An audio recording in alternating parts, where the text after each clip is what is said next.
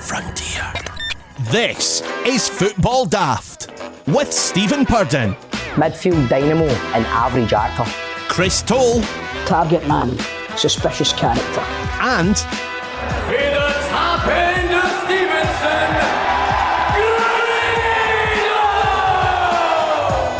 Welcome to Football Daft, the daftest Scottish football podcast around. I'm Stephen Purden, and let's welcome the team. First, a man who's currently pitching himself as a dwarf gangster who runs the karaoke and the tall shit in River City. It's Chris Toll. I've got an idea, mate. I want to change the name of the pub to the Toll Ship. No, mate, do you know what? Right, if we're going to get you into River City, you can't just swagger in there. There was a guy years ago who swaggered in there and thought it was a Billy Big Boys, right? Right, played a guy called Buster. 8 episodes of last week. Right, so see if you come in and try and change the name of a pub that has been an institution on the Google Street for nearly 20 years. I mean, surely that would make the punters hate me, and if I'm a gangster, then, you know, that... Surely your father would hate you for stepping on his toes, man, or any pubs he's got. Hey, I tell you what happened to me yesterday, man. I walked into the range room and he was sitting, chewing an electric cable. So I grounded him. Hey, that's what's for me. Come on now. Hey, a good spark to the podcast, Oh, that's right, boys, we're getting a wires close to me back here, right? We need to fucking move on, right? John, come on, John. You got one? I've got nothing. Oh, John! What you got? Oh, get your wires closed. Sorry. And now, a man who at the weekend was creating his own cocktails while watching the Rangers game. I say creating his own cocktails, he was smashing bottles of tequila rosé after the war and only using half of it. Well, he'll explain. It's great. Oh, did you do this again? Just basically was watching all for a big game. Rangers and Cove Rangers. I thought I'm going to get mad with it this weekend. Easter Sunday, Easter Monday and all this. Drinking out my beer keg. Can't recommend that Amstel gear. That's good like that. It was... had that, but then after a couple of pints you get bagged up, and so I never drink vodka. I've not drank vodka since 2011. I'll have you know. Before it was in the cupboard, so I started drinking that with blue wickeds. That ran out, and then I had no mixers, but I had Hunter's Easter eggs, and I had this new food blender. So I was filling the blender with vodka, chocolate eggs, milk, ice, having a swallow of that, and then after that, when I ran out of all that, I found a tequila rose bottle, but I couldn't open the tequila rose on outside and battered that off the fucking side of my wall. Fucking 10 o'clock at night, man. So, the remains you had drinking a weird .UK, man. I can't believe you wasted good Easter eggs. Well, they get put to good juice. You sounded a bit rough on the Monday, mate. I was going to say that. It's really, really bad. That's one of the reasons this Rangers and Celtic game. That's why I'm like, no, I can't deal with this. I can't deal with this again. And I kind of feel the same way, mate. Mate, I was like, no, again, man. There's too many. You might not understand, man, because Celtic have no won it this year. But see, this year, mate, I'm telling you, so many opportunities to get wrecked. It's mate, I've been hungover perpetually for the last 9 years. Fuck up.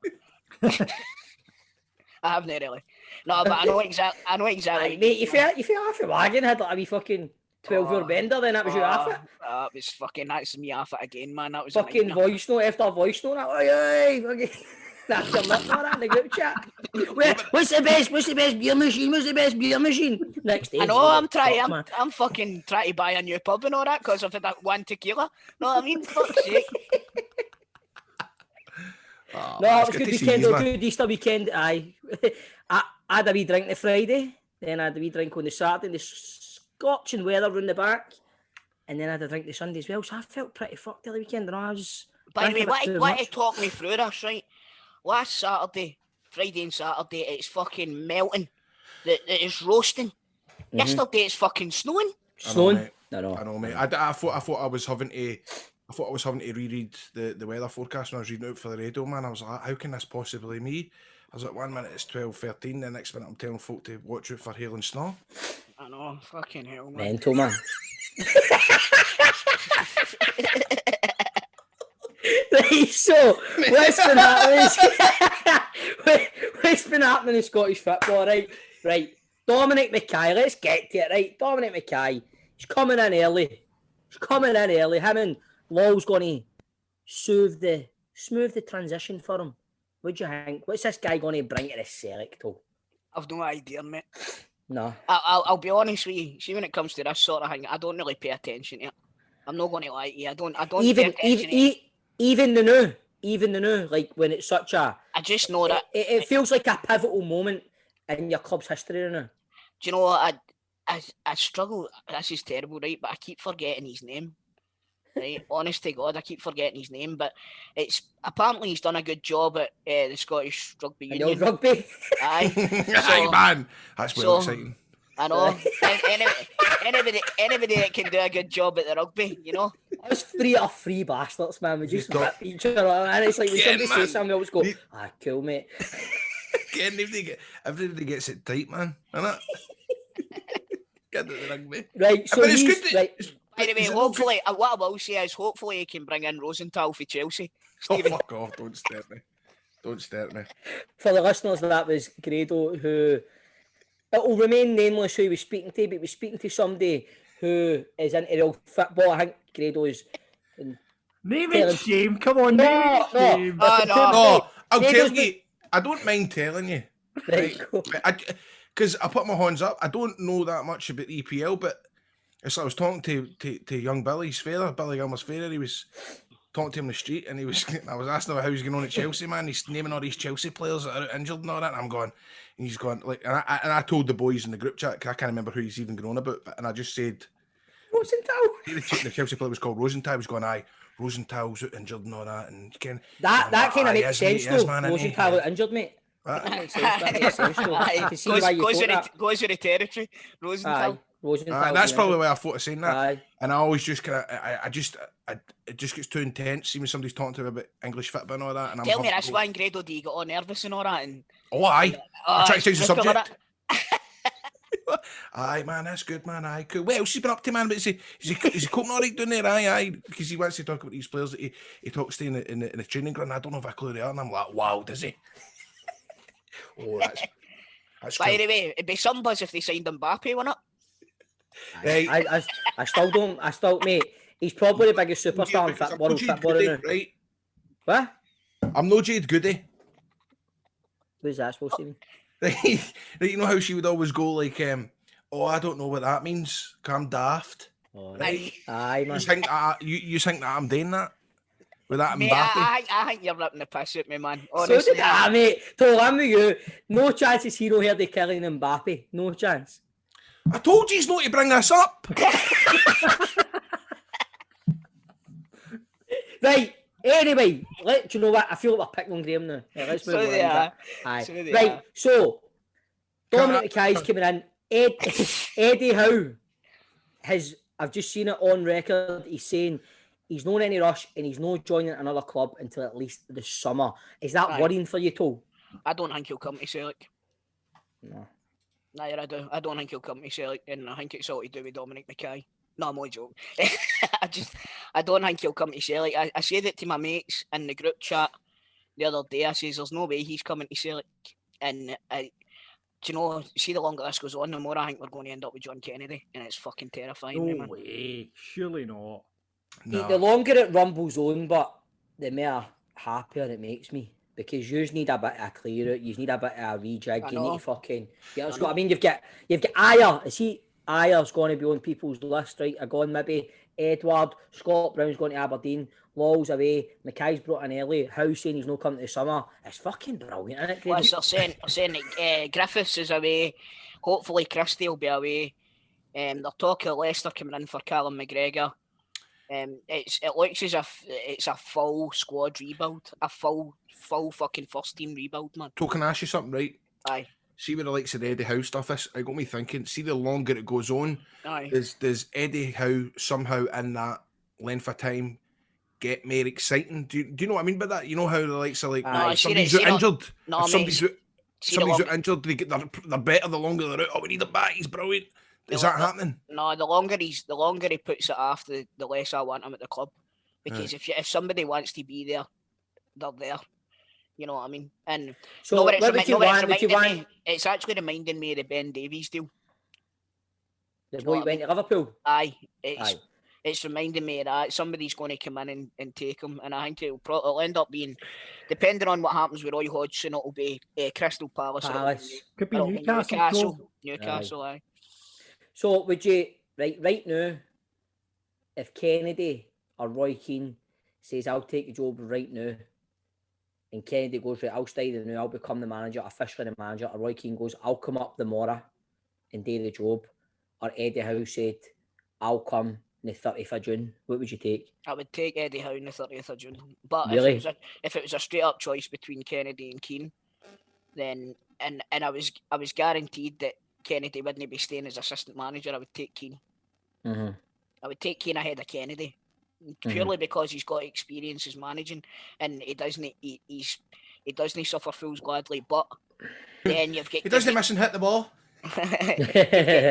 you've got Kennedy that's probably got a more like modern approach to managing. But I think that this Celtic job's just a wee bit too big for him at the moment. Fair enough, but and tappy all that, the draw for the Scottish Cup, we're playing each other again, mate. Playing each other again. Right. What you thinking? Confident? I don't know, mate, to be honest with you. It all depends what Celtic turns up, really. And what Rangers, I suppose. And I was going to say that, man. I was going to start the fighting talk. Does it? Fuck it. All depends what Rangers turn up, right? No, you're absolutely right. No, mate, it depends who wants it, mate. It's a one-half game. What you need to remember is this will be Scott Brown's last ever one. No, because there's one after that in May. No, if we're not. Right, sorry, it's the League One. Scottish Cup's first, and the League One. This is Scott Brown's last chance for a trophy at Celtic. Mm-hmm. Do you know what? Know that I'm not looking forward to it, but I can't bear it again. I just, mate, you can't. I know it's just like, I know Rangers can qualify. We can, but I can't. It's just that qualify up, man. It's qualifying the next week. Yeah. It just it doesn't sound right. Scottish Cup, man. It's like we're going for the Euros, man. We qualify, man. But do you know what I mean? I know what you mean. I kind of all that hysteria and all that. I don't know how much more my ticker can take, man. Honestly, oh, mate, because at the end of the day, we've not played well in the last 2 fun games. That's what I mean. We've not. So it's one of them. You haven't played well, but you've won one and drawn one. Mm-hmm. Do you know what I mean? We played really well in the last one, and we couldn't get the win. So, you know, you need to take that into account. But I see the law averages, like I always say that about Morelos scoring a goal. Law averages, I think we'll win one of the 2 games. I think one of them. Celtic will win one of the 2 games. I hope it's a league, to be honest with you. Yeah. Man, there's a question. Would you rather get put in the cup by them, or would you rather lose the unbeaten thing? See, that's mental that he wants that you would sacrifice your own team to get silverware to stop Rangers getting their unbeaten run in the league. That's just obsession. That's because I hate yous more than I love us. Hey, be sure honest, bro. Aye. But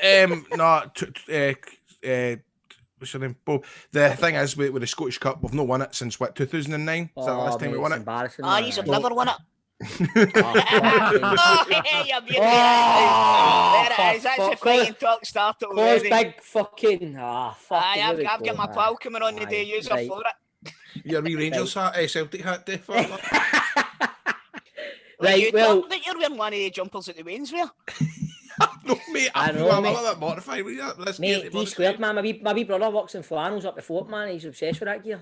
Do you think I'm a wee bit mutton dresses Lambo that kind of gear on, eh? You're only like 40, mate. Fucking, you still call say 40. You told you know about 44? Shut up, you're dead. I'm fucking 38. Oh, yeah. John, what age are you? I'm 40. John, you know about ultimate about Rush Day podcast? No, man. But anyway, look, Stevie, look at his shirt. He's been in flannels. Aye, John. Well, you're wearing your tartan gear again. It's because it's National Tartan Week. Bob, honestly, it is. I know, we spoke about Rangers Daft, remember? Hey, this wee tartan hang on again. You talking about the tartan gear, the tartan week on the radio. It's Tartan Week. Right, getting on to Scotland now.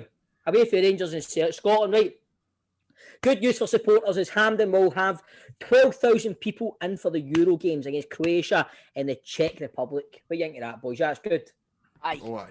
I don't know how the ticket. It's not being announced how the ticket is going to work. I've got a ticket for the Czech Republic game. Have you? I've got a ticket for the Czech Republic. How's that work? Could they been on sale that? They've been on sale, yeah. They've been on sale. So I don't know if it's going to be like a lottery or if it's going to be done. I would suspect it'll be done on postcode. Like a Barrett? Yeah, it might be that, but I suspect it'll be done in postcode. So I don't know. I've got a Canadian mate that's half Croatian, right? And he travels all over the world, and he was originally coming over here, and then eventually Scotland got drawn with Croatia as well. And he was like, "I'm definitely coming over if we can." So hopefully we can get some sort of tickets. So, But you're seeing there's light at the end of the tunnel now. I seen the thing the other day. Did you see that Grado with the guy or the fucking seats at Ibrox getting washed and all that? aye. See that? Aye. So I'm hoping like towards maybe May time. My fucking dream is be there for Trophy Day, but I don't think it's going to happen. Nah, I don't think it is. But what I wondered, John, was I actually thought that when they announced the fans that there would be some sort of, you need to show up with your vaccine ticket, Ken, to say that you've had your vaccine. Is that not the case, no? Need to shop your vaccine ticket and your tartan shirt. By the way, it's far too easy to fucking counterfeit the vaccine. Oh mate, tickets. that'll be the next thing in the fucking. I know. Yeah, On eBay. Why sort us out the bloody vaccine passes? Huh? Fucking on a DHgate for a couple of vaccine tickets. Go geez a vaccine ticket to go to Savoy the weekend. That'll be the next thing, man. Turning up your mates. Did you get one? I got one. Aye. You got the stuff here, lads. You got the stuff. Right,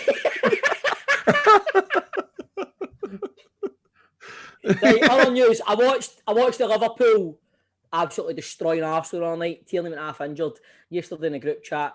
Toll's got him down. He's missing the Euros. John saying not. I've read a BBC broadcast. He's not. He's going to be okay. So what's the truth here? Is he all right or is he fucked? I'm only going by what Mikel Arteta said. Do you know what I mean? And he's his manager. Well, sources Arteta, John. 46 weeks is what my sources are telling me, Chris Toll. Your source is Chris McLaughlin.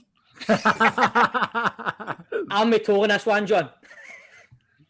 I know. I think it's 46 weeks. I hope so because do you know what? He would be a huge loss. Aye, It would be a huge loss. Oh, absolutely, man. It would be. Let's just cut to the chase.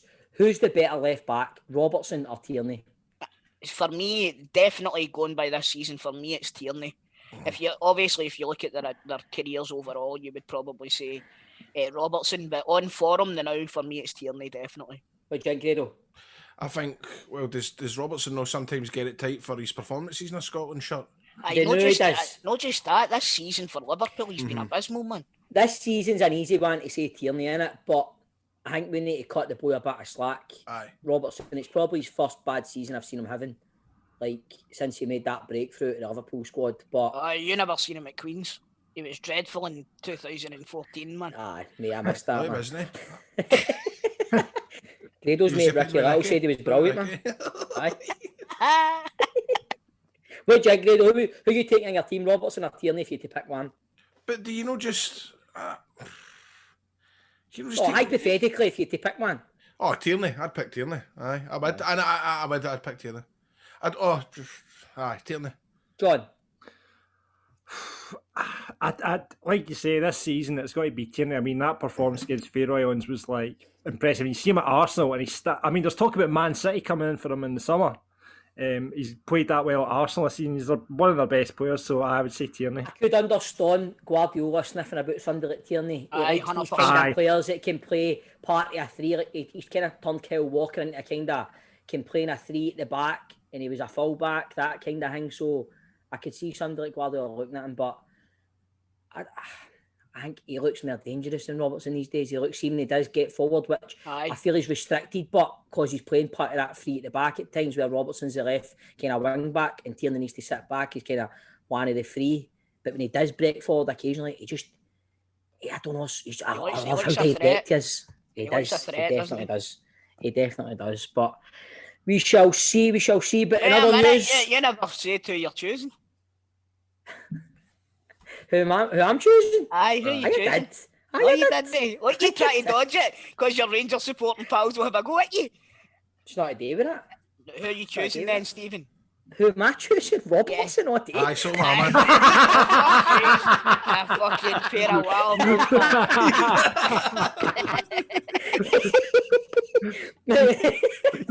Swiftly moving on.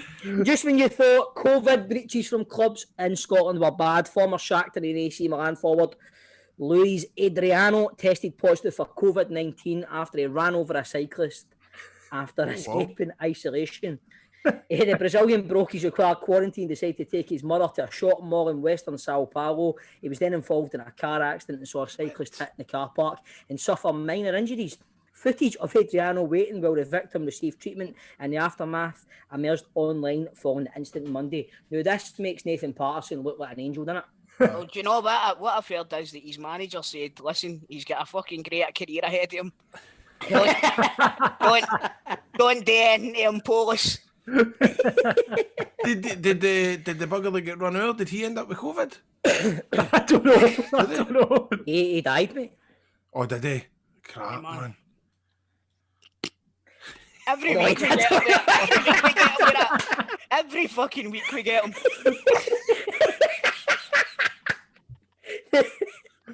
I'm sure there'll be more football chat and daft chat in the open line soon. And on a big question, it is inspired by last week's show. We ask, where is the strangest place you have seen or met a footballer? And our guest this week is a man who is between the sticks for Celtic and their run to the UEFA Cup final. He's here to give Toll honours. It's Rab Douglas.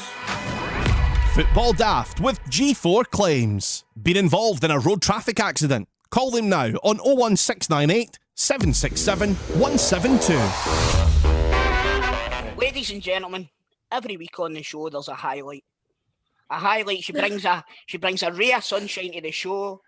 She's the manager of our sponsors, G4 Claims. Welcome to the show, Nicole.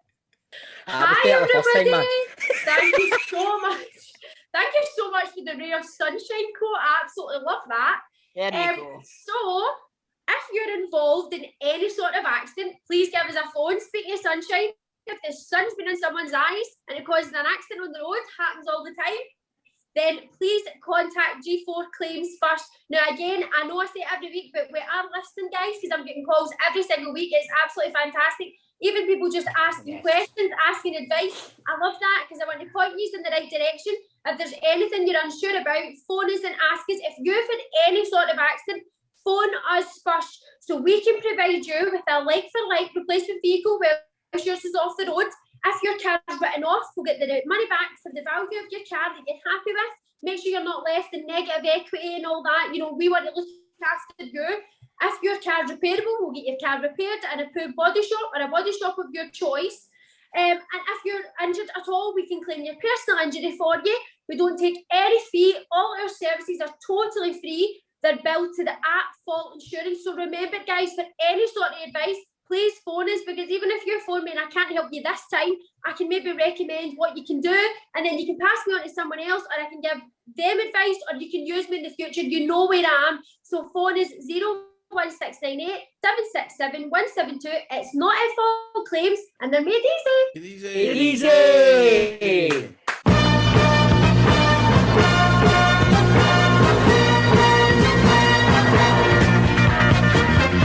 Football Daft open line, the open line where anything goes, of course. What do you think the chances of getting into Hampden are? How will they do the tickets? May want to talk about that. Do you agree with Yogi, who this week has ripped SPFL refereeing standards and insists the old firm receive preferential treatment and the smaller clubs get absolutely nothing? Well said, Yogi. Well said. Or do you just want to talk about your favourite hot sauce? Up to you, what you want to talk about. Greg, do you have a favourite hot sauce? Aye, the notes that the goose one with the sriracha goose sauce. Oh, really? That's dynamite. That's my favourite as well. I can't look beyond red. And the big giant squeezy bottle. Oh, I love it, mate. It's the berries, man. Right. The berries. I've not heard that in years, man. There's your hot sauce recommendations, courtesy of Football Daft. The panel of experts are with us, of course. It's Stephen Keevins, Graham Guidi and Chris Delahunt. So let's go to our first caller on the line. And it is Andy. Andy, welcome to Football Daft. What do you want to say to the panel? Just to see the thoughts from everybody on the panel, what next week will bring next Saturday, the Cup game, Rangers Celtic. 4-0 to Celtic. Oh. What? 4-0 to Celtic. What? Do you know what it's going to bring? It's going to bring fucking heart rates up so much. I can't. Me and Grady were talking about it earlier on. I can't. Well, we were all talking about it earlier on. I can't deal with the thought of it. I'm so nervous already. See, Andy, see with me, it's like you kind of prepare yourself, and it's just came. It's like, oh, it's a week on Sunday, and I'm like, wow, no, this is too fast. Totally agree. And you're like, oh, I can't take this. I can't take this. I'm confident that we can win it, but obviously with the last couple of games we've played against Celtic, we've not been a better team. Granted, we've come away with a couple of good results. However, anything can happen, especially in a cup tie. And it's whatever team gets beat, man, there's going to be tears, mega tears. You know what? I genuinely, really, obviously I'm a Celtic supporter and I hope Celtic win. But the reason that I really, really want us to win this one is so there's no fucking fireworks going off. I'm no kidding. Honest to God, my dog is fucking scared to go out the door now because he's bastard. Oh, for fuck. He's a fuck. Here we go. Chris, there's not much fireworks going off in Coat Bridge, is there? Mate, fucking Little Island. That's bombs. There's the saving grace for the game next week. It's a Saturday night. It's a 4 o'clock kick-off. The nerves might not be as bad because I might be half pissed by the time it kicks off. What do you mean might be? What do you mean might be? You'll be fucking 5 sheets to the wind by the time the game kicks off. I mean, don't know, mate. Don't know. Might pace myself, mate. Might pace myself. I think you're right. I think the amount of alcohol you can consume before 4 o'clock could help. Aye. However, as a Rangers fan, I've just got a feeling. I don't know. I think I'm quite fair with these things. I just think we've got out of jail twice, especially in January. Celtic probably the better team back in March there, and it's as if they're due as one. And I don't like saying that, but it's the way I feel. It's the way I feel. Funnily enough, Andy, we were talking about it earlier on the show, and that's exactly what I said. The fucking the law of averages were due one. Exactly. That's the way I feel anyway. Although I don't doubt the Rangers can turn up to the game, play them off the park. I don't doubt that can happen. Just a lot of averages, Old Firm game, Saturday night, as you say. I think the law of averages, we're due to turn up at one and all. That's true. That's a fair point. And also, I also think the law of average stuff, I think that goes out the window on Old Firm Day, because whatever everybody predicts, like at the game at New Year, Rangers had been playing brilliant, and we all that first 30 minutes, it was like, what?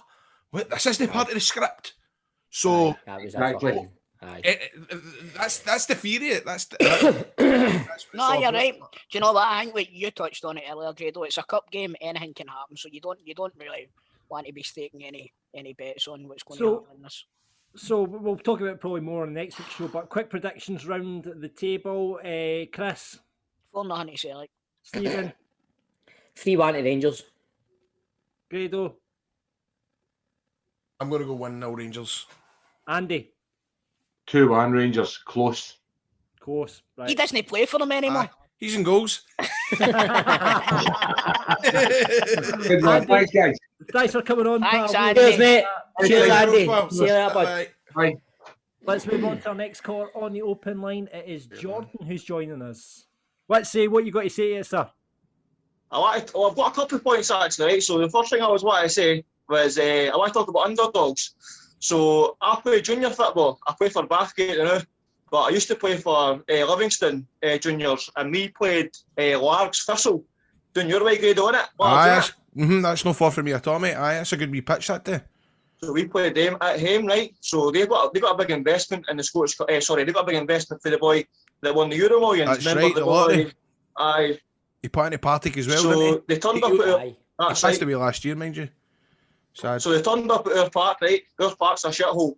We're on 10 quid a week, right? We're dog jobby, right? And they've turned up at our park, right, with this big fancy coach. We were 16-1, right? So we had no chance. And in the bookies that day, you could only bet trebles, right, to get a bet on. So my dad loves a punt, and he had bet Lags because they were a certainty, and he'd bet a team with a bit of value and another team that were a certainty, thinking the bet was going to be up, and we beat them 2-1, right? Right. So and I scored. So I done my dad's money, right, and he was absolutely cracking up. The guy that scored the winner was 48-year-old. right? And we sent them back down the road with nothing, right? Oh, it was somewhere. So I wanted to ask you if he's what's the biggest underdog story he's ever witnessed at a football game or in general? Do you know what always gets me is a massive underdog story? Leicester winning the league. Mate, I was going to say. Oh, you can't beat that. Still Leicester, and I still think there's a movie to be made there, man. I'll tell honestly. you one. My favourite one's Denmark winning the Euros in '92. Oh, aye. They weren't even in the tournament. Yugoslavia had qualified, remember? And they get banned because of all the fucking political nonsense. And then Denmark get drafted in because they had came second in that group, and they fucking won the whole tournament, man. Same in Greece, Greece won it and all, eh? Greece won it, aye. Who's the big guy up front, man, that scored all the... What's his name again? The big boy up front, man, for Greece. He's always so good with the head, man. Had some tournament. It started with a K, didn't it? Some man, fuck I mean. But I'd still say Leicester, man. Still go with Leicester. But it's always good hearing an underdog story, and it's like see the carry on last week with Brora Rangers and Hearts. You get a wee buzz off it, doesn't it? It's a nice wee story, innit? It always is. The thing is, though, like Brora are a team that are used to winning, and they've got nothing to lose. And Hearts turned up there thinking, oh, here we go, this is going to be an easy game. Phoning in and that. Yeah. But the second thing I was wanting to say to you is, right, so I seen last week you were talking about meeting football players in strange places, right? So I've got a belter of a story, right? So me and my new wife, but then girlfriend, I was 17 at the time, went to Egypt on holiday. So it was about June time, and at the hotel, they done like kind of reps that come round when you play fucking water polo and that. I hate that. So they are. Well, we had a 7-a-side 4G pitch at our hotel. So the boy came up to me and he says, we're playing football tonight. We're playing next door, the next door hotel. Do you want to play? I says, I put my name down. I'll definitely play. So I've turned up at 5 o'clock. I actually left my missus in the bath with sunstroke. This is no joke, right? And I went down to the pitch, and I was the only person that turned up for the hotel. Me and the wee chef. This wee fucking chef. They still had the hat on and that, right? So me and him turned up, and I says, how are we going to play next door? He says, well, they'll probably bring a team. So the hotel next door brought about maybe 7 or 8 boys, so we got a game going, right? And I'm saying, fucking standards quality here, by the way. The boys that they brought were unbelievable, right? This wee guy up front, he had like a baldy head, it was unbelievable, so scoring left, right, headers, everything. Boy at the back with dreadlocks, unbelievable, 6'2" machine, right? And this guy in midfield, who just ran the show. So like, after, because it was so hot, we stopped for like 20 minutes to get a drink of water. And I'm obviously chatting away and that. And this guy took his t-shirt off. He had a black bag on, right? I'm saying, what's he doing with the black bag? It's fucking 35 degrees. So I says, what are you doing with the black bag, pal? He's like, oh, I need to get half a stone off before pre-season starts. I says, oh, do you play football? Like, you know, I play for Colchester. Right? So I went, Colchester? He went, aye. He says, I broke the League One transfer record I signed for Tottenham 2 seasons ago. I was like, fucking hell, what's your name like? He says, my name's Philip Eiffel. I was like, all right, quality track, I don't have heard of him, eh? Didn't have a clue who the guy was.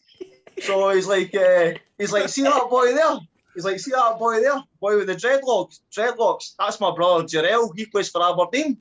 I'm like, oh my God. He says, you see that boy there? The striker with the baldy head? He's like, that's Danny Cadamarza. He plays for Dundee United, but he scored against Liverpool and every side back, right? I'm like, what? And another guy who played with fucking Rochdale, David Flitcroft. He's a manager now down south. Yes, I'm like, what is fucking happening? So right, the guy, Philip Eiffel, says to me, he's like, do you play for a team? I played for West Calder United Juniors, right? Absolute toilet. Worst fucking junior football in Scotland, right? He's like, who do you play for? I shat myself. I didn't want to make myself look like I was an idiot. I was like, I play for Livingston. I tell him I played for Livingston, right? And that big Jarrell Eiffel went like, oh, I thought I recognised him. I was like, he's like, oh, he's like, that boy Jacob's a good lad and that. I was like, aye, great guy. Look what these guys are. He's like, what do you think of the gaffer? I was like, oh, he's not giving me many chances now. He's like, what do you get paid a week? I was like, oh, it's no great. I just a few £100 a week and that. He's like, oh, keep sitting in, you'll make it. Mate, I fucking clean cars. I clean cars for a living now, right? That's my own business, like, but honestly, mate. I went up, Mate, I you and that wee chef get done like a fucking kipper, man. I know. As soon as we were walking away, right, they're going like that Big Jarrell and Danny Cartamagi's going like that. We'll maybe see you during the season. I was like, aye, son. I was like, I'll be watching the fucking side, but That's a tremendous story. That's going to be one of the best stories we've ever had. Aye, that is amazing, mate. honestly, right. That's brilliant, mate. That's so good. That is Brilliant, brilliant. mate. Cheers for that. That was Thanks a so well much. story. Class. No, no bother, lads. Listen, love the podcast. It's brilliant. It gets me through my day, so thanks very much for Cheers, that. Appreciate mate. that, Jordan. Thanks, Thanks cheers, very mate. much. All the best, mate. All the best, mate. Thank you. Come back. Cheers, bud. Thank you very much. See you later. Everyone, mate. Right, bye-bye. That was brilliant. So that's it for this week's Open Line. If you That's want to so get on good. next week, if you could beat Jordan's story, please get on next week. Absolute belter. Check out for the links. Watch out for the links on our Facebook and our Twitter. Football Daft's big question. I'm used to seeing football players on the pitch at a club or playing FIFA on Twitch, but this is this week's big question, and I'm going to say it properly, not the way our producer put it out on Twitter. Okay, John? Right? Yeah, apologise. No. Where is the strangest place you have spotted a footballer? Where is the strangest place you've spotted a footballer? Not what John put on Twitter this week. Where where football players Where is the strangest footballer you have seen a footballer? was the question, I believe. Apologies, I've let myself down, I've let my family down, and most importantly, I've let you boys down. So Oh, you've let the football daft community down, John. I apologise profusely. Right. John, you've been off more than you can chew with this Clyde job and that. Aye. I mean, does Bowie get this kind of treatment in the morning? I tell you what, Grado's get the radio job. You don't see him making a fuck up of things, do you? No. Never. He's just consistently out of the camp. I mean, we expect more from you, John. Right? Sorry. But anyway, this week's big question is, where is the strangest place you have spotted a footballer? We did speak about this, didn't we, boys? It's not. I remembered one the other day, and it's not a footballer. It's a football manager. What did you call the Lithuanian guy that managed Hearts? Velasquez or something like that. And Vanauskis. Ivanauskis. So, me and all the boys have just had our lunch in Malia. Oh. Right, we've been to the Red Lion. We've sat down. We've had a nice Sunday roast. I says, lads, I'm going to jump over to the shop to get an ice lolly. I turn around, I'm like, I know that fucking guy's face from somewhere. Valdas Ivanauskis. Walking up the road in Malia. Beautiful. I love things like that. It pure makes your holiday better, doesn't it? Mate, Man, that night it was brilliant. That night it was great. Mind that bit of pool. And remember, we bumped into Vanauskis, man. That was class. So I'm like to my dash still to this day. I remember that time we had breakfast in Lanzarote and Rob Errol was sitting next to us, man. He's like, no. see on that same holiday, we fucking played 5-a-sides against the Everton under-18s team, and fucking Aidan McGeady was there as well. He had a team there and all. Aye, you're just getting carried away now, told me. And Ronaldo was staying next door to me. Aye. and we were on the beach one day, and there was this wee boy. He could only have been about 7 or something like that. And he really stood out, and I was like, what's your name? He says, Kylian Mbappe, and Grado had never heard him. Oh, Grado, man, you're coping it for this, didn't you, mate? I know. Right, anyway, on to the listeners. Some people have got in touch to tell us their stories. How come you One know? of them- I've never got to say mine. Did we not say ours last week? But We said ours But last I've week. remembered mine. I remember seeing Andrew Yeah, Kaczynskis in the Rangers shop, and I remember seeing Alan Hutton at Glasgow Airport coming back for Egypt, and I remember seeing Ross McCormick going to Tenerife with his bird. these all sound very rehearsed when you couldn't think any last week, man. No, I've remembered them, Aye, sure. and I can prove every single one of them probably Right. because I've got my. Were you coming And I back can from remember Egypt? exactly what Alan Hutton was wearing when he came back from Egypt. He was wearing an Ed Hardy t-shirt. So Were you coming back from Egypt? What? Were you coming back from Egypt? And see, when I was in Egypt, see how the guy that was on the open line, he was talking about playing a game of football. Well, I played a game of football with a guy called Jake Taylor, who played for Reading and Motherwell. Played with him and all. So that Right, was this is when like full circle for last week when you were sitting there scratching your arse. He's raging. He's raging, isn't he? He's in a huff, man. Look at him. He's pure raging, isn't he? Why am I comment this week? What's the fucking deal, man? I think it's saying fuck all, man. Right, so Dylan has got in touch.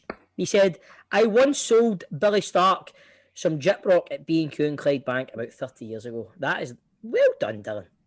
Well done. Douglas, I don't know if it's Rab Douglas, says, Kenny Dalgleish Scotch Corner Toy Shop near when I was a young lad. George Best in a lift in Manchester. And wait for this one. Alexi Lalas went in Boston with the Navy. That's a good one. I think George Best in a lift that's a belter, I know, isn't it? That's topping Grado's made up story about Alan Hunting coming back for Egypt, man. John says Terry Hullock and the Black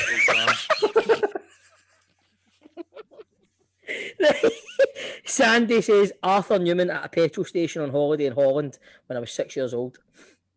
Jay Bluenose says Danny Mills at the Spearmint Rhino. That's not a strange place to see a footballer. That's a fucking belter. I don't know if it's the same John, but he says he was sitting in Zoo Marine, Portugal, watching Killer Whales, and Ed de Hoy was sitting beside him. I don't know what's funny about that story or the way he's read that. I don't know if it's the same John, but anyway.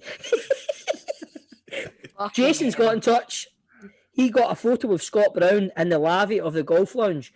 He then knocked my phone out of my hand when he opened the lavvy door. Phone hit the deck and smashed into pieces. Turned round with absolutely no remorse in his eyes. Said sorry and fucked off. Captain, leader, legend. Napster says Effie Ambrose and Maryhill Tesco at midnight on a Sunday with three of his mates, buying a lawnmower and paying for it with club card vouchers. That's made up, man. That's great. DA or Da, serve Bobby Lennox and McDonald's. He got a banana milkshake. Lovely. Sandy, I had no idea who he was at the time, but he spoke to my dad because I was wearing a Rangers top, and he said he didn't see many shirts around there. Ha. Got the shirt signed and pick. Great memory. What? Oh, sorry, that was tied in with the Arthur Newman story. I don't know why. Fuck's sake, John. John. Fucking hell. Do you know what? Remember, years ago at Ibrox, it was always fuck's sake, Tav. It's fuck's sake, John. In this podcast, it's fuck's sake, John. Fuck's sake, John. Gav says Sean Maloney in it to check out in Next in Hamilton years ago. I thought he was a small child until he turned round. It looks like a kind of Wayne, doesn't he? Aye, he does. David says, met Lisbon Lion John Clark at the roundabout in Bellshill next to McDonald's. I know where you are there, David. When I was wee. Mainly because he fucked his motor into the back of my dad's car. Round it. Dave stopped at Da Vinci's to buy chips after a night out, was about to pay when the bloke behind me said, "Here, my mate will pay for that." I politely declined, but he insisted. I turned to his mate. It was Stephen Fletcher. Yes, it was. The dog's even surprised at that. Clint's got a Ferrari, for fuck's sake, so I let him pay. Good cunt, though. I love that. It's like, you can call that a cunt, but it's like, he's a good cunt. Aye. Good Do story, you know what? Do you know what? It's funny you're saying that. Bill Burr was mentioning that on his podcast this week. He was in Australia and he says folk were calling his good cunt a great cunt, and he was pure offended. That's it. But it's a good thing, but It's a kind of endearment. It's got me Yeah. in it all before as well. Grado called former Olympian and WWE champion Kurt Angle a good cunt once. He didn't take it in the right way. One of the top 3 cunts to lace the boots. Right. That a wrestler, man. Aye, mate. Cool, man. That was a big question. Football Daft with G4 Claims. Find them on Twitter, Facebook and Instagram at G4 Claims Limited. You want to unlock movies and shows that are only available in other countries, you need to get a hold of ExpressVPN. I'm watching a hell of a lot of stuff on ExpressVPN. There's series on Netflix that you can't get in the UK, but funnily enough, you can get in Mexico. You can get whatever country is producing at that moment by using ExpressVPN, because what it does, it unblocks content. What it does, it lets you change your online location so that you can control where you want sites to think that you're located at, right? But here's the deal. All you need to do is open the app, select the location, select the country. You're tapping one button, connect, refresh the page, and you've got access to thousands upon thousands of new shows and movies. Listen, there's 100 countries in there. You can watch anime on Japanese Netflix. You can get access to Peacock, where you can watch the WWE Network right now. This is all the talk. The EPL games are on there, and you can watch that without any hassle whatsoever. It works on Hulu, it works on BBC iPlayer, and it also works on YouTube. You can stream in HD. There's no buffering, there's no lagging, and listen, see the devices that you own, they're more or less going to work with every single one, right? Your phone, your laptop, media, smart tellies, plenty more, and not only does it let you change your location, it also encrypts your data, so you are going to be surfing the web safely and anonymously. So, get your cellular to expressvpn.com/daft to get an extra 3 months of ExpressVPN for free. So remember, it's expressvpn.com/daft. Football Daft with G4 Claims. Been involved in a road traffic accident? Get them now at notitfaultclaims.com. It's Player Profile Playoff with piesports.com. Hopefully the football will be back. Hopefully we'll be back at the football and getting our pies at half time. But in the meantime, if you want a pie, you're watching the game in the house, you can do that at piesports.com by ordering via their pie stall page. Lots of nice packages up there. You can even get the Glasgow Oyster Pack. We're all a big fan of that. 4 rolls, 4 pies. Pie in the roll, brilliant. Bean and potato pies. We've got the Mr. Singh's chicken ambala pies. Lots to choose from up there, so get yourselves on there. Or you can give them a call, 0141 739 9999, 0141 739 9999. They'll deliver free of charge for a lot of postcodes across Scotland. You'll find them on the website. Now, every week we invite one of the listeners on to play for the pies against one of the boys. And this week, coming on to take on one of the guys, it's Goshy. How you doing, pal? I'm all good, mate. How you doing? For those that have not watched the video version, Goshy has winded up toe already by having champions and a Rangers background there behind them. Beautifully done, Goshy. Beautifully done, mate. So there you go. Well done. I only figured it out today, about 10 minutes ago. Today's first time. So, do you know what? I think we're not going to draw a name. I think we've got to go old firm because you're winding up toe already. For fuck's sake. See if every person that comes on that's a Rangers fan gets to play me, Stephen and Grado would be as well fucking going and doing something else tonight. I'm going to watch you golf. All right, fair enough. I done it for about 9 weeks in the trot one week. Here we go. 9 weeks in the trot 1 week. Well, right, let's do it. Explain how the rules work. We basically go back to the season in Scottish football. I'm going to give you a player from that season. As soon as you know the player, you've got to buzz in. But if you do buzz in, you miss your chance and we continue with the clue. And it's first to 2 that wins. Chris Toll, what's your buzzer this week? Brunei. Right. Goshy, what you got for us? Champions.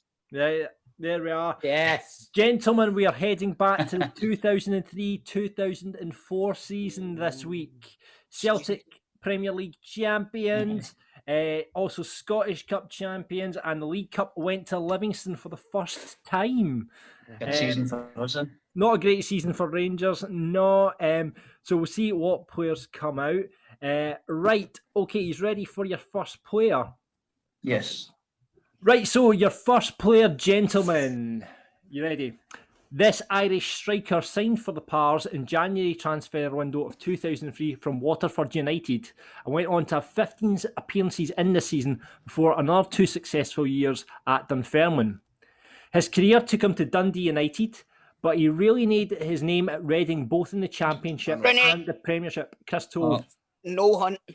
No Hunt, 1-0. Fair play. Right. The Reading thing, man. I've never got that. Next player. I was thinking Craig Island as soon as he said Irish Dunfermline. Fucking Craig Island. Next player out. Kylian Mbappe. Right. This journeyman of Italian football arrived at Ibrox in this season from Bologna, although he had played with Fiorentina. Oh, champions. Goshy. Is it Vinoli? It is Vinoli. Paolo Vinoli. Good. Well done, mate. I wouldn't have got that one. I had Capuccio in my head for some reason. What a cracker against Dundee. That well-known Italian player, Capuccio. that well-known Italian Portuguese, man. Here we go. Next player for the win, boys. This was to be the penultimate season of this goalkeeper's playing career. Having played for Falkirk, Celtic and Kilmarnock, he ended up at Fir Park. Rooney. Gordon Marshall. Bastard. It is Gordon Marshall. Well done, Chris Toll. Get it fucking round, you boy. Celtic won this week. There you go. Well Unlucky, done, Gosh. Well done, Toll. Well done, All mate. right, Goshy. Have the pies, my man. Appreciate it, mate. There you Legend. go. We can't keep giving away the pies. It destroys the purpose of the game. For fuck's sake. That's my gimmick. None of the other two ever do it. No, I don't think. That's very true. Cause we never win. Well done, Goshy. Hands across the Cheers. divide there. Congratulations. Appreciate Pies it. out to you. See you later, Gosh, Right, man. thanks very much. Appreciate it, All the guys. best, Cheers. Goshy, mate. See you later, bud. Later, Have a catch good one, you. pal. Cheers. Bye-bye. Football Daft with G4 Claims. Been involved in a road traffic accident? Call them now on 01698 767 172. Right, folks, now let's welcome to Football Daft a man who is a cult hero at both Dundee and Celtic. While at Parkhead, he won 3 League Winners' medals and 3 Scottish Cup medals, and also played in the UEFA Cup final. It's the one and only Mr. Rab Douglas. Rab, thanks very much for coming on the show. Really appreciate it, mate. How's tricks? Thanks for the invite. I just couldn't refuse Grado last night when he invited us on. I was delighted. Aye, and it was a lovely video message that you sent me back, Mr. Fat Cat, sitting in the bath. Aye. It was, as soon as I replied by, I thought, I'm for a shower, so I got in the shower, and I sent a video back to him in the shower. Rab, I've shared a dressing room with Grado for about 4 years in a row now doing panto. That's not a pretty sight, mate. I've seen that a few times. Sorry about that, mate. Easy. Calm down. Anyway, Rab, what I want to ask you right away for the start, I was watching the football on Saturday, because obviously I watch Arbroath because one of my best mates is the captain, didn't there? Ricky Little. No, fuck this. He's not it, Rab. He's not. He is the captain. Is Ricky Little the captain of Arbroath, Rab? Ricky will be the vice captain. Tam's the captain, but Ricky's There we whenever. go. Aye. So he's the captain, so shut up, Bob. Right. What I found very, very interesting, Rab, was you on the touchline. I think he's went up 2-1. Was that right? 2-1 with about 10 minutes to go. Yeah. And you were very, very animated on the touchline. I thought, that's rare you see that. A goalie coach getting told right in about it. You were kicking every ball, you were heading every ball, you were shouting pelters. It was tremendous. How is life at Arbroath? Love it. Absolutely love it. I was up at Forfar with Dick Campbell and they sacked him. I went as a kind of goalie coach and ended up playing a couple of years. So for a year I fell out of love with football. Just get scunnered with it. I left when they appointed Gary Boland and just thought it's not for me. And then after a while, the gaffer got in touch to help out at Arbroath a couple of times, sitting in the bench. I played one game at Hampden. We beat Queen's Park. So the Fat Cat finished his career with Victory at Hampden. Grado, I think I nearly flattened Ricky. I came and caught a cross and I actually caught it and held it, and Ricky's underneath me, but I nearly flattened him. I think for me, being a goalie coach up there, I was always wary. I think one game it was just the gaffer and I there. His twin brother Ian and Youngie were away. And the gaffer says, Rab, get out and fucking coach. And I thought, oh. So then I kind of spoke to him after the game about it.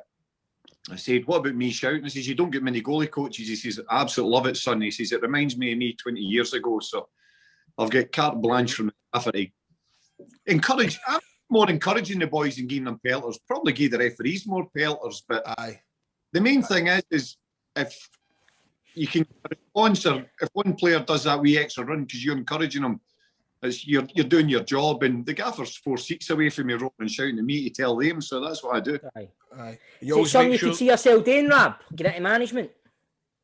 I never ever thought I'd even do the coaching. I'd always vowed as a player I wouldn't, but I'm thoroughly enjoying it. Listen, I'm learning off probably the 3 most experienced and the wisest manager in Scotland. So thoroughly enjoying it. And listen, we're punching above our weight and we're doing well in the championship. Still a lot of games to go, and it's going to be a slog for us, but the players have been a credit and it's really enjoyable. I never ever thought I'd say that, getting involved in the coaching side, but you think about it a bit differently than just being a player, so it's good. Surely you've got to stay up. Yes. Aye. I think the result at the weekend was massive for us. That was big, wasn't it? Yeah, and Hearts have got Allo on Friday night, so we can go to Wraith, and if I go at Wraith, and that's the one thing, we went in a great run. At Christmas, we were probably written off. Then we went in a 7 or 8 game run, and then we lost the last few. And I think folk would be thinking, "Oh, that's same away." But the spirit in Saturday again just shows that the boys, part time, they never know when they're beating it. It's credit to them, they turn it. There's not many teams turned us over comprehensively. So recently, you get eliminated for the Scottish Cup by Falkirk. I think John was spouting off a bit about it, Rab. Aye, John was very happy about that, wasn't he, John? Man, he doesn't shut up about the Burns. He's a big Falkirk fan. And he was Right, well slating done, John. you, Rab. Totally slating you. So It was not Rab. They're just trying to put me in it. John, I thought Falkirk probably, we normally play better with the wind. I know the conditions up there, but Falkirk deserved their win. A couple of good goals that night, and we were probably disappointing. At the end of the day, it would have been great to go back to Celtic Park, but our bread and butter's staying in this league, so you can have your wee glory run. It looks freezing up that Arbroath every time you watch it. What was that, Grado? Sorry? It looks freezing in Arbroath every time I watch it on the wee fancy cameraman. It just looks bitterly cold. It looks as if it's like that in July. Is that the case? Yeah, you get the gritters going up in May and June and things like that. But I think the point, everybody says, "Oh, we train at Perth twice a week," as you'll know through Ricky, who's been the main this year again. But we train at Perth, so our boys roll up to Arbroath and just get the sleeves rolled up and get on with it. It's the same for both teams. So, Ricky told me to ask you if you get the holes for the goalie glove sorted in the training last night, did you? Oh, honestly, Monday night I trained. I've been rubbish in my career, but I was hopeless on Monday night. I hadn't trained for 3 months. So I redeemed myself. I was a bit better last night. So the cat's making a comeback. The cat's back. The cat's back. Tell me this one, Rob, right? Grado mentions Ricky Little a good 4 or 5 times a week on this show. Every week, mate. Every week. And he's his 10th year at Arbroath. Right. See if he gets a testimonial. Can the 3 years play in it? I'll probably cost you, but I would quite like. I'd probably chip in to see you 3 play again. Well, hey, Bob! Rab. Mate, you never even get your fingers. Your big horns didn't get near my penalty when I smashed it in the top corner past you. Yards. Well done for 12 yards in a friendly. Yeah. You know that, actually? I think Bobby Lynn's only this year, and Ricky as well. How Ricky manages to travel and that's credit to his professionalism. He's a total player. Oh, you know him well, and he's slagging me for having hope. He's still got COVID in his football boots, by the way. As soon as the ball goes to his feet in a match day, I take cover in the dugout. I love him. He's been brilliant for us, honestly. A great player, steady Eddie.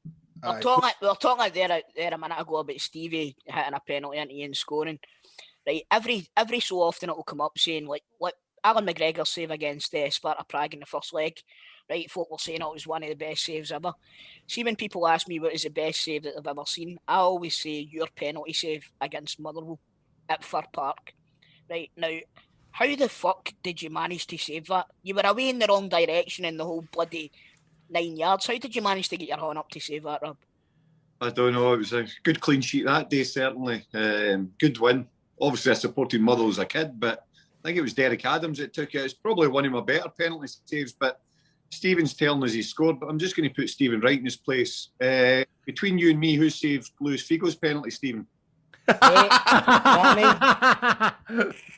Mate, I've never heard of him. Aye, all right, Grado. No, mate, I was that day, that charity match. I remember when I first met you and I shook your hand. Now I'm fucking of the very small stature. Shook your hand. I was like, fuck me. I was the rest, every other penalty that they took in my team, you fucking saved every one apart from mine. That's my claim to fame, mate, and I'm holding on to it. Know what I mean? Do you know what? I've got a story for Rab, and I told Rab it in the charity game. We were standing in the middle of the park. I says, I've got a bone to pick with you, big man. Celtic versus FK Saduva. Right? My dad had bet 8-0 and Jos Valharin to score the last goal. Right? Now it was about 250 to 1 and my dad had a tenner on it, right? So we're winning 8-0. Jos Valharin scored the last goal. There's 2 minutes left. Rab gets the ball, passes it to one of their players. Boom, 8-1. I could have see if there wasn't billboards twice the height of me, I'd have been on that fucking pitch. I'll tell you. Come on, don't gamble. Aye, Paul, when the fun stops, stop. That wouldn't be your dad that sent a letter into me then saying that he had that bet on. I bet it was. No, seriously, it wasn't my dad that sent you a letter, but did somebody send you a letter about that? Aye, somebody did. Well, so it was either you or your dad. Was the writing joined up? If the writing was joined up, it wasn't me. Here, I don't want to get you crab it, Fat Cat. That's one thing I don't want to get you. I don't want to get in a sour mood. But Toll's obviously talking about your favourite saves and stuff like that. My kind of favourite memory of yours, a game maybe about 15 years ago, and Gregory Vignal scored his first ever goal against you at Parkhead. How was that day? Horrible. Aye. I feel bad for bringing that up now, man. I swear to God, man, you're an arsehole, Grado. You can actually tell when the fucking interviews are on Zoom now. You see if you're in a studio, no chance would you had the fucking boss to ask you that. No chance. I'm going to get camelled, man. No, I had a shocker that day with the goal. I actually, as he's hit it, I'm thinking he's coming in, and I'm actually looking where I'm going to throw it and took my eye off it. Horrible goal to lose. But I'm quite sure you enjoyed yourself anyway. Well, I was right behind the goals, man. Do you know what? Fuck it, because you had a lot more good games against that lot than you had bad games. Do you know what I mean? So no, that's why. We'll see. The thing is, though, I would never have brought that up if that wasn't the case. No, that's it. Do you know what I mean? Being a goalie, though, that's just the nature. Oh, look at the boy Barkas now, right? The pressure's on him. He's getting slaughtered left, right, and centre. Okay, he's not come in and hit the ground running, but how many goals have actually been howlers that he's flogged? Aye. He's lost goals that you maybe think maybe a better goalie or another goalie would say. Maybe he's settled. Maybe it's coming in for a different environment. But again, if French Eddie misses one up front, that's what happens. That's the nature of being a striker. Aye. If you're a goalie, make a mistake, it's in the back of the net. And especially as like an old firm goalie, so we've had goalies on here in the past, and they'll always say you could go for playing in an SPFL team where you're worked the full 90 minutes, but then you sign for an old firm team, and you've maybe only got one or two saves to make. And if you don't make that one save, man, then you're going to get called out, and your life's going to be made a misery, isn't it? I think that's when it goes in the spotlight more, to be honest, is the old firm game. That's in the media now, you know.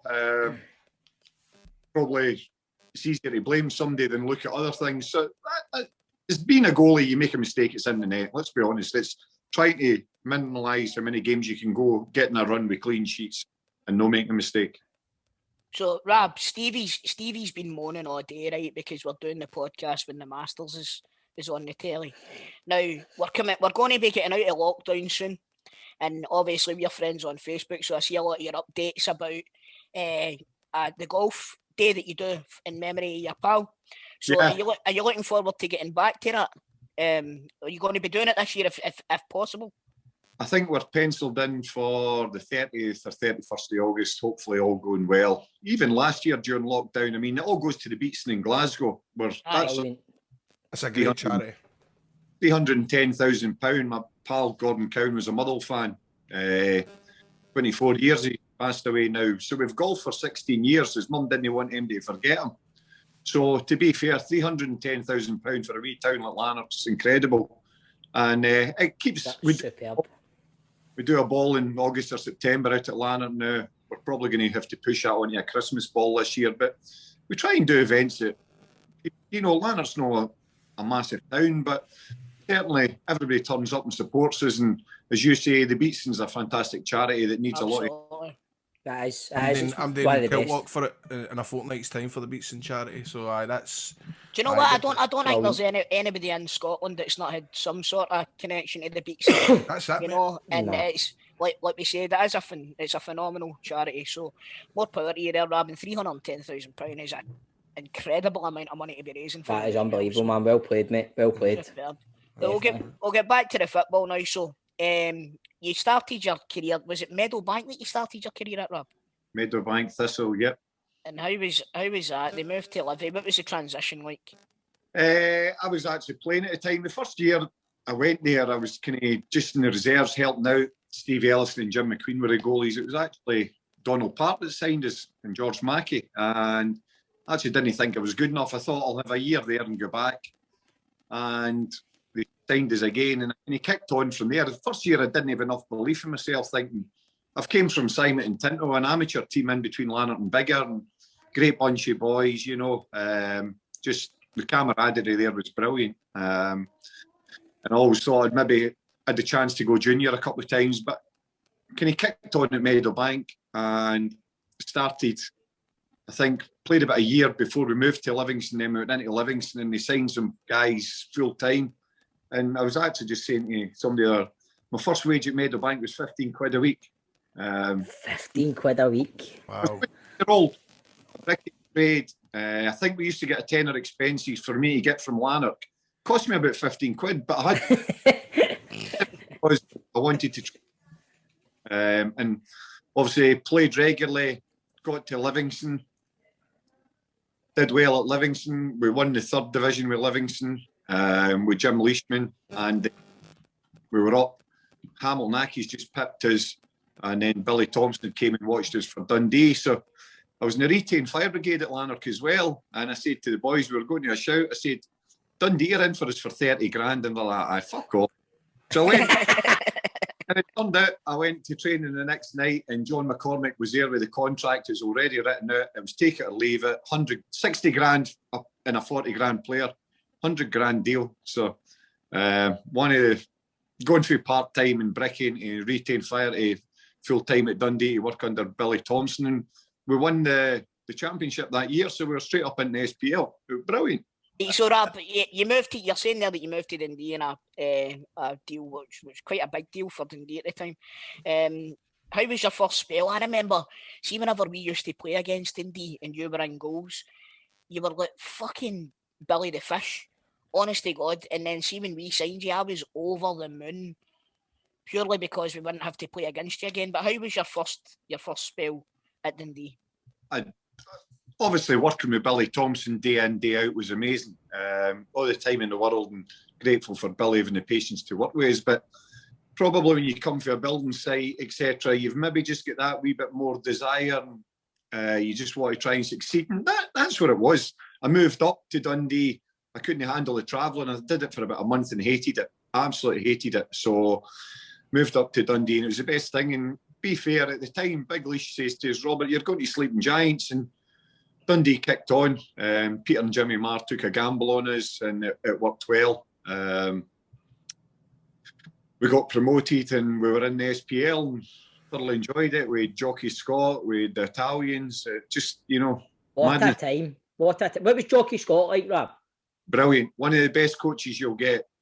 Training regimes, routines, unbelievable. And I think Jockey and the grandkids mellowed them out a bit as well, you know, by that time. But again, him and Jimmy Bone were first-class coaches to work with. Rab, so obviously, like, Jockey Scott, good time at Dundee and stuff, but then, obviously, Celtic came in. Were you shocked when Celtic came in? I was just about a time where I could have went a free agent, to be fair, went Bosman. He signed at Dundee because I think Dundee took a chance in me, and I thought it was fair that they get something back if I move on. That's something that's fell out of the game, man. That's. I think, listen, you're probably grateful. Probably grateful and appreciate the chance to go full time. But I think when Rangers were in first for us, but I was told I would only play 4 games. Kloss was injured, and then I'd sit on the bench, and that just didn't appeal to me. I never spoke to Dick Advocat directly, but again, something else in the game. Blair Morgan was my agent, and Blair says to me, Robert, I'll double my money if you go to Rangers. He says, but if you want to play, I'm advising you go to Celtic. And I went and met Martin O'Neill, and after meeting Martin O'Neill and Robbo and Wally, it was brilliant. And I wasn't guaranteed anything even there. It was between me and Gouldy at the time, and, you know, it just couldn't go off there. Rab, you're saying like you never met with Advocate then, and you were offered Rangers, but when you went and you met and sat down with Martin O'Neill, was it just instant Martin O'Neill? You're just like, aye, I want to play for this guy. He's unbelievable. I think you just, obviously you go and meet and you're not convinced that it's going to happen. But I think the assurances, the way he speaks to you and the encouragement, and he wants you to feel part of the team. It was great that way. And manager, obviously got a lot of his similarities with Brian Clough, but he could manage the boys unbelievable. Where do you think that the future in management kind of lies? Because a lot of people, because Celtic are looking for a new manager just now, they're saying that they want to move away more for the kind of Martin O'Neill, kind of Roy Keane mould, Neil Lennon kind of mould. Do you think if Martin O'Neill was just coming through as a manager just now, do you think he would be as successful as he was back then? Or do you think football's moved on for that style of management now? I think football moves on, but I mean, you're talking. You've got managers now trying to reinvent the wheel, playing out for the back. In the lower leagues in Scotland, when it's blowing howling gales, no quite the wheel. When you've got top coaches doing it in arenas, that's understandable. Guys that are comfy with the ball, but there's nothing worse than seeing somebody with no comfy with the ball at their feet and they're trying to play it out for the defence at the back. It's crazy, but I think the Roy Keane, Martin O'Neill and Lenny and that, I think that's a bit unfair towards them. You look at their success and achievements. Football moves on all the time, but they're still successful managers in their own right. Right. But your appearances for Scotland, Rab, I take it that was a mega proud moment for you to get called up. I'm sure you get called up under two managers. Was it Bertie and Walter that called you up? Yeah, I trained with them for Alan Main, and I trained with the squad for years, or a couple of years. Alan Hodgkinson at the time, which was another great experience. Hodgie was the original goalie guru. That's right. And it was at the time it was Sully and Gouldy were the goalies, and Alan Main and I went, and a brilliant experience. You're talking top squad then, McAllister, John Collins, all of those guys, and worked under Bertie and Walter as well. So great time. Listen, playing for your country is one of the proudest moments you'll get. Nobody can take it away from you. Folk might say, but you've got your international cap. You've played. You've done well. You've maybe not done well in our game, but you've got your international. It's great. What was the national camp like when Bertie was in charge, Rab? It was absolutely brilliant. Absolutely brilliant. Great with me. I think he was good with all the boys, to be fair. And you look, he brought in your Darren Fletchers, your Scott Browns, guys like that.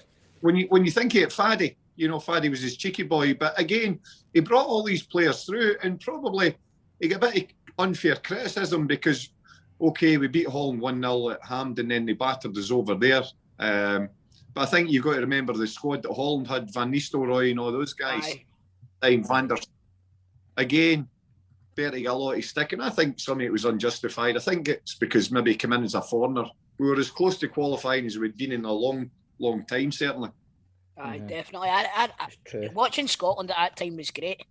It really was, man. And like you say, like the young players that were coming through, it was fresh, and you get that kind of feeling just now with the Scotland squad as well. Like that Scotland squad, although they don't seem to be performing to the highest standard, there's a great squad of players there that are just not quite reaching the potential. Do you know? Look at the team I just go. There is so many good players in that team now. They're really, with the Scottish team, there's like the midfield's phenomenal, defence. I mean, you get Tierney, Robertson we're talking about. There's a lot of potential there. I'm just looking forward to getting down to London to hopefully watch him, or hopefully be somewhere near. I've had the pleasure and privilege of being bussed in with the police escort and standing. I want to go and enjoy the other side as a fan as well, because I'm patriotic, and watching Scotland's quite high up my agenda, to be honest. But see, I like when you say that, when you're into the stadium, you get thing we done after the post and all that. Wee memories like that sounds brilliant. But what memory stands out most in your mind where you go, wow, man, this is the coolest. This is what it's all about, man. I've made it. Aye, good one. I think Hampden, I've got to be honest, I made my debut up at Pittodrie against Nigeria. JJ Okocha, believe it or not, was playing. But I think standing at Hampden singing the national anthem is one of the proudest moments, because as a kid, you grow up, as a kid I wanted to be a fireman or a footballer, so, double whammy and unbelievable. And for me, it was to late players could still make it internationally and develop as a, it was on. In there, Rab, about the UEFA Cup final, and in the build-up to the UEFA Cup final, you were probably the most, with the exception of Henrik, I would say, you were the most consistent player in that Celtic squad throughout that whole campaign. And I always go back to the game at Anfield. Now, some of the saves you made that night were absolutely outstanding. What's your memories of that game? Because that was a big game for us, For me, I tell boys this story. For me, I was a Liverpool fan growing up. King Kenny's my ultimate hero. Met him once and was speechless. Actually called him Mr. Douglas, but unbelievable. Absolute hero of mine. So to go to Liverpool and get a clean sheet was amazing. Obviously, had a couple of good saves for Gerrard, but when Johnny stuck the second one in, I'll never forget, turned round and there was one guy in the Kop, I caught eyes. We've made eye contact. He's in the hoops jumping up and down, and I'm jumping about the 18-yard box at Anfield. Sheet, wee boy for that. Amazing. But as you say, Chris, I think I performed pretty consistent. I think it was pretty hard for Bobo and I to get the criticism all in the final, but that's the nature of football, and being the goal and probably coming out and saying, I think I made a few good saves before even half time. And I just felt you win and lose as a team all the way up there. Aye. The final, just felt there was a couple of scapegoats, but listen, that's the nature, and that's part of being a goalie, I suppose. You know what? I was there. I was at that game. I was in the stadium that night, and see, when I came out, I wasn't upset. I wasn't disappointed. The feeling was more a feeling of pride in the team, because everybody had Porto fucking hammering us that night. Everybody had them scalping us, and do you know what? We took them every step of the way. If we had managed to get it to penalties, I think we would have won. I think we would have won the cup.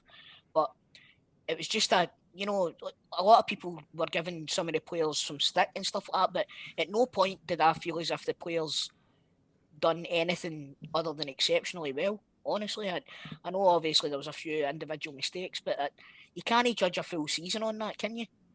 I think you look, you win and lose as a team, that's fine. Some of the criticism was quite hurtful.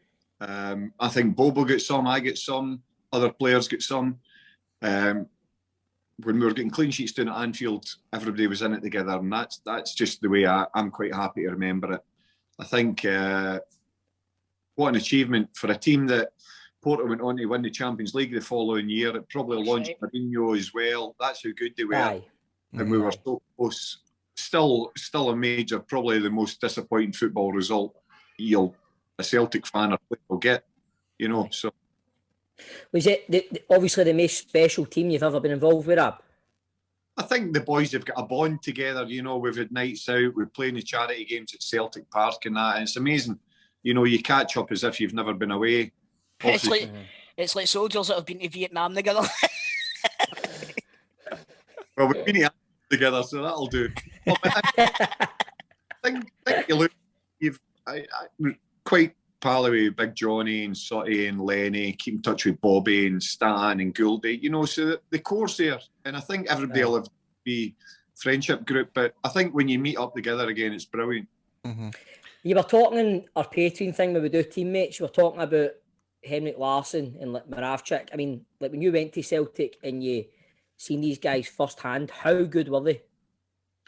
The one that stuck out to me especially was Stillane, because Stillane, we stay behind and do shooting, and honestly, Stillane's got one of the hardest shots I've seen. In that time, and he was still improving. He was a young player, and the work rate that Stillane put in, obviously being a foreigner, coming to improve himself.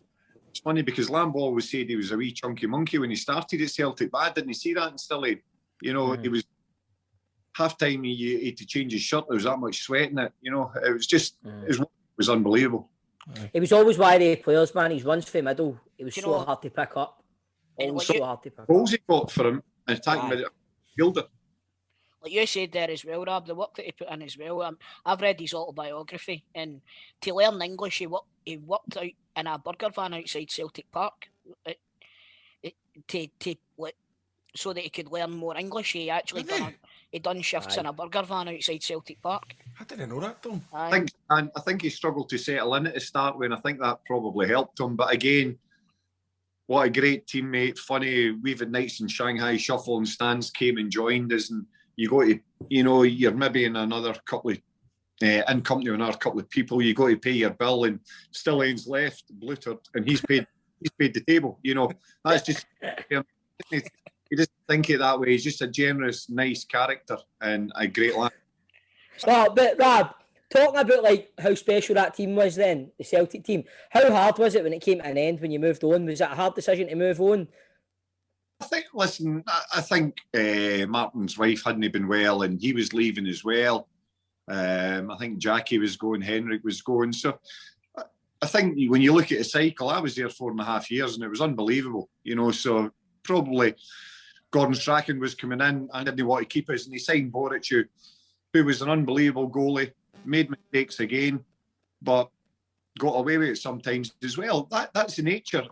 Why do you think that is? Why do you think, because I remember Boric making quite a few howlers, right? And you didn't make any more than he did, but the Celtic fans were always on your back, but he seemed to get away with it. Why was that? Why do you think that was? I think it was the whole, and don't get me wrong, I'm not saying anything wrong about him, but I think it was the whole bliss in his cell and the Pope t-shirt, and I think it was his character. I think possibly part of his character. Listen, he made saves that were unbelievable. I think he took a penalty in, was it a semi-final or a final? Aye, scored a penalty. Unbelievable. Again, Arthur made as many mistakes as me, but that's the nature, and it's different cycles, different eras, different managers. Look, Magnus came in and struggled at Celtic as well. The goalkeeper, Dimitri never really played. At least Gouldy played, and that's the one thing with me. If I made a mistake, I always wanted to try and get back the following week, unless the manager was changing it. He would maybe say, "No, you've made 2 mistakes in a row," but I can't quite work it out. And now look at Barkas, is quite a strange one. Aye. When you look at Celtic now, then Rab, obviously Rangers win the league, right? What do you think of Celtic now, and who would you want to come in to be the manager? I think they've got, me personally, I think they've got to get somebody in before the end of the season. That's my personal opinion. So they can start looking at players out of contract, so they can start going through probably the backroom staff, etc., whatever they want to do. Because one of the reasons I left Forfar was because I wasn't wanting to work with Gary Bole and that, because I worked with Dick Campbell. I was Campbell's coach. I was loyal that way. And when Dick Campbell got attacked, although I was playing in the team at the time, it was time for me to leave, Right. And I for that, but I just thought I did the right thing. So you've got to look. I think Eddie Howe would be a great appointment, because I think Bournemouth punched well above their weight, and I know that the Premiership, there's big money in there, but when you look at what achieved over the period of years he was there, was amazing. That's what I was saying to Chris earlier on before you came on. I seen Eddie Howe talking the other day, saying he's not going to accept any job until the summertime. Do you think that's too late then? Do you think you're saying you need somebody in the now? I think that would be too late. If that was the scenario, I would be looking at another appointment. Might be somebody comes available shortly. You never know. There might be somebody. Celtic might pay compensation. Dermot's got big decision to make in that aspect. You're wanting to get a top appointment. Somebody, I think a Benitez or that as well, if available. If they fancied it, would be a great one again. What is it? What is the script, right? Answer me this one, Rab, right? Why does it seem as though Celtic always take 100 fucking years to get any sort of deal done? What is it? Why can they not just go out? They've got one of the richest men in British football at the helm. Why can they not just go out and go, right, this is our man, we want you the now, name your price, get your arse in here, get us going for next season? Why does it always take so long? We lost Ben Davies because we never bothered. We were humming and hawing about getting him signed up, and he's ended up at Liverpool. This Eddie Howe thing absolutely reeks of that for me. It reeks of it. See if Eddie Howe's saying, I don't want to sign for a team until the summer. See if you turn around and open the chequebook and offer him the money, he'll be fucking signing, believe you me. So it goes back to this biscuit tin mentality for 100 years ago. It's pish. I think, though, you look, Chris, Right, you're right there, Chris. You... I know, man. Take a drink of juice, Yeah. man. Take a drink of juice. Yeah. I've ran out, Grado. Oh, for fuck's sake. Toe, get off that fence, mate, and tell us what you really think, boy. Come on. You look, though, Brendan Rodgers came in and was a breath of fresh air. Great for Scottish football. Same as Gerrard, to be fair. Big names. I'm quite sure he would have been a big salary, whether Celtic was paying it or Dermot was paying it. Again, Brendan Rodgers goes down south for probably triple, quadruple his wages, in all honesty. So the money's in England. If they want to go and chase money, they'll stay in England. Aye, but what's he got? That's the thing. Do you want somebody with that Aye, mentality? but never mind that. I mean, No, but I'm being serious. So, do you want somebody at the helm with that mentality?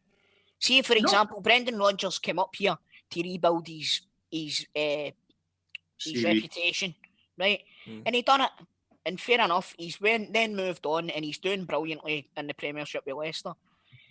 The teams that, all right, Newcastle might be coming up available. Everybody says they're a sleeping giant, but I've never seen a Newcastle team win anything ever. Right, so they're not a sleeping giant for me. They're a mediocre club. Right, they're a large club. They're a one team city. Right, but for me, Newcastle are a bigger team than Celtic. They're nowhere near a bigger team than Celtic. And if he's going to stay down there for family reasons, fair dues, but come out and say that, do you know what I mean? It's not Celtic are a massive club, and they should be an attraction for any manager that's out of a job. So I don't know why the fuck he's dragging his heels on it. It's doing my head in, man, honestly. Who do you want the job then? Who do I want to get the job? I would love to see Eddie Howe take the job, right? But see if he's dragging his heels, move on, like you said. Move on. If there's somebody else... You've got to get an appointment in before the end of the season so you I can agree with you. overhaul it. Yeah. Do you know what? No. Obviously, you played with him, and there's no malice involved or anything like that. But I think the job's too big for John Kennedy just now, right? And I see the longer that this goes on, I can see him getting the job, and it's worrying me, to be honest with you, because I think that will set us back a few years, Rab, and we're not in a position where we can do that. Get Dick Campbell in. That's what I was going to say. Aye, this is turning into a fucking Celtic podcast. Hold on. See if would you lead Dick Campbell to go and be the Celtic goalie coach, Rab? Oh no, listen, I'm 15 miles up the road. I don't mind. Right, cool. Anyway, just gloss over that big point. I made you a bunch of fannies. So, do you want to go and get a wee drink of juice now, Camden? By the way, it's 2 fucking Xanax I'm needing. Aye, right. Rab, back to yourself, mate, because you're the guest, right? Back to you, mate, right? You're saying how good that team was. You got to UEFA Cup final stuff. See, when you went to Dundee for the second time and there was a 25-point deduction, when you got into administration for the second time and you still managed to stay up there, how proud of that team were you? That's as big an achievement as up there as winning a title with Celtic because of the result. We took one of the boys came from Lochee, Craig Robertson, mad Dundee fan, played 2 or 3 games for us, donated his testimonial money, which was 10 or 12 grand into the Dundee, the fund. That's a great gesture. Just the camaraderie. I mean, I was playing with a strained thigh. Wee Higgy was playing with a stake in his boot. He'd done his ankle or something like that. It was unbelievable. Just the bunch of boys there again. There's certain... The best thing in football is when you've got a cause to fight for, you know, when you're maybe written off as underdogs or something like that. And that was, you know, to be honest, the penalty they tried to... I don't think if Dundee went down, Dundee would still have been here. I think they would do if we'd get relegated that year. Because, mate, that's I mean, that's an unbelievable achievement, that, though, when you look at it on paper and you see that back and you go, 25-point deduction, you've got guys coming in, you're playing with injuries, and it's like, that's unbelievable, man. Oh, yeah. Barry Smith, manager, and we played Stirling the first game in Barry's team talk because we had Billy Dodds and Gordon Chisholm. The administrator basically took them out. So Barry came in and he was unbelievable, you know, so professional for Barry's first job. And I'm a good pal of Barry's, but to watch him in his first team talk, I thought, it's one of these, you never know how it's going to go. And I thought, you've got the meeting at the palm of your hand. And the boys just went and knocked their pan in every Saturday again. It was unbelievable to watch. Hi, Rab. Honestly, mate, it's been class talking to you, man. It's been brilliant. But every week on Football Daft, we put our guests' football knowledge to the test with a 90-second quiz. You up for it, big man? They have to. Aye. Mate, see if it was in the studio and you asked us that question, but no, big man, it's all right. Aye, on you go, man. But, mate, right, I'll read through the scores, right? David Martindale's top of the leaderboard with 16. In joint second, it's John Sutton and Chick Young with 15. Mark Wilson and Keith Lasley are tucked just behind them with 14. Other selected scores include Peter Grant on 13, John Hartson on 7.5, and Barry Feastenders is on 4, right? And at the bottom, it's a tie between Peter Lovenkrands, Derek Johnston, Craig Levine, and Mixu Patalainen on 3. Is there anybody you want to beat there? As long as I'm no bottom, I don't mind. Right, well, mate, you need to get more than 3 then, and you're beating Lovenkrands, Derek Johnson, Craig Levine, and Mixu, right? More than 3. If it's for the 92, bearing with a chance, right? Let's go. Right, cool. Chris, do you want to ask your questions, my man? You want me to ask him? Right, okay, look. And right. mate, you can't pass. You need to get an answer. Answer. Even if you don't know, mate, just give any answer. Any answer at all. What's that? I'll decide if I'm passing grade. Right, okay. Right, okay. Fair enough. Right, so 90 seconds on the clock, John. Yep. Your time starts now. Name any player over 35 years old to appear for Rangers this season.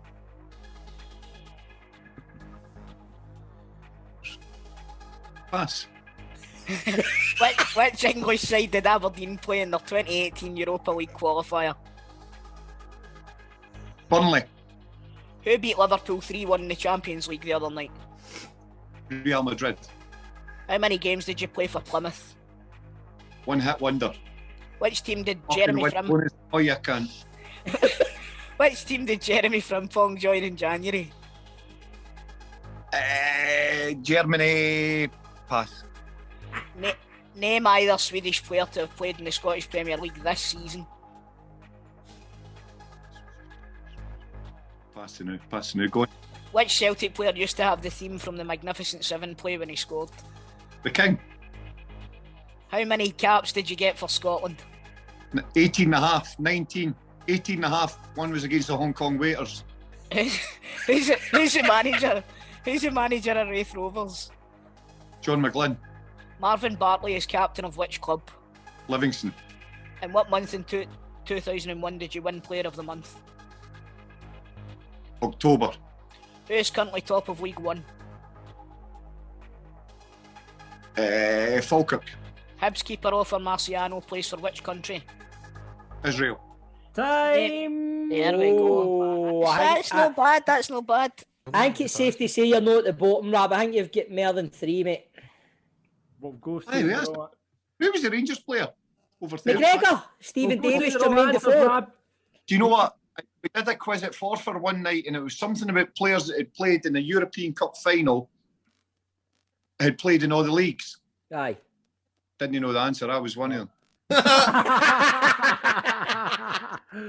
Brilliant. Aye, the Rangers one, you could have had McGregor, Davis, or Defoe, Rab. Right.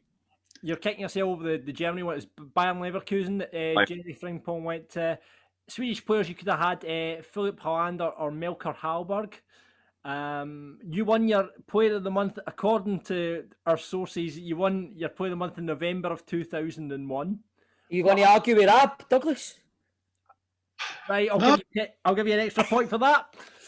I tell you what then, you did pretty good then, Rab. You got 10.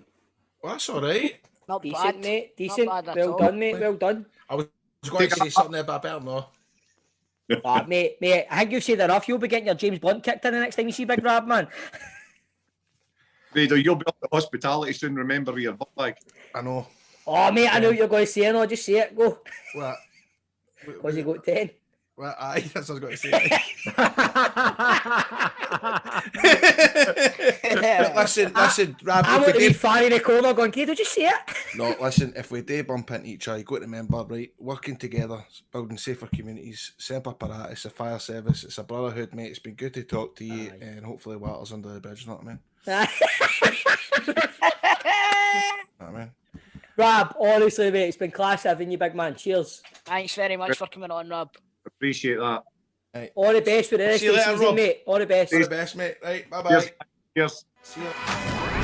Football Daft with G4 Claims. Find them on Twitter, Facebook and Instagram at G4 Claims Limited. What was your ties on day tonight? Be then. Having a wee Zoom with Jordan Young and Grant Stott. Oh, Having a what few beers. No, just to catch up. Hold on a Having minute, few right? beers. Before we started this podcast, Stephen Purden, today, you're saying, "Oh, I can't fucking believe I've got to do this today. I want to watch the golf." And now you're sitting down with Grant Stott and Jordan. Mate, I can watch the golf when I'm sitting in my man cave talking to Grant and Jordan. But Very rude, Stephen. I know. Do you know what's very rude, John? What? Just talking shite on Twitter to people, asking them the big question and not asking it properly. But I'm not going to let that get in the way of what has been a good show, guys. If Look you've what enjoyed I'm yourself doing today- tonight. I'm talking with Grant Stott. Great. Jordan Young, Grado. look what I'm doing today. Grado on the group chat. Guys, I might be late, and he's about 5 minutes early, because look what I've got today. Screenshot a fucking WWE or whatever, know what I mean?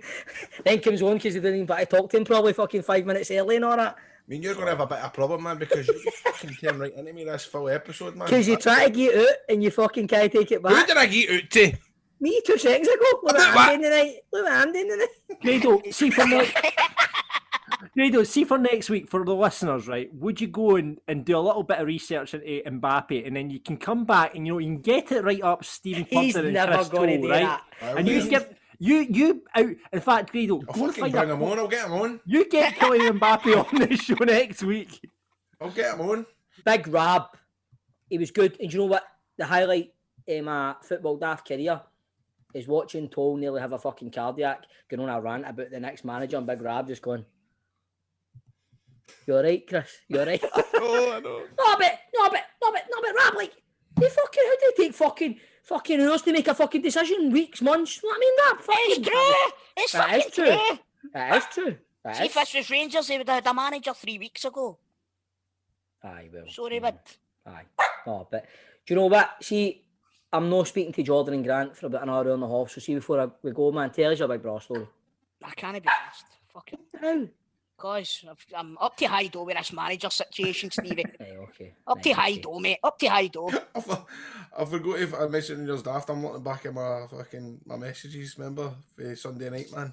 Because I remembered you spoke about We're Andy doing the Gordon outro, there. mate. Alan McGregor, you up, bud? 2 o'clock in the morning, man. You up, bud? Oh. Right, remember, troops, rate, view, subscribe, where you get all your podcasts and all that, and just enjoy it, because we enjoy it, didn't we? Even though Grado's not happy.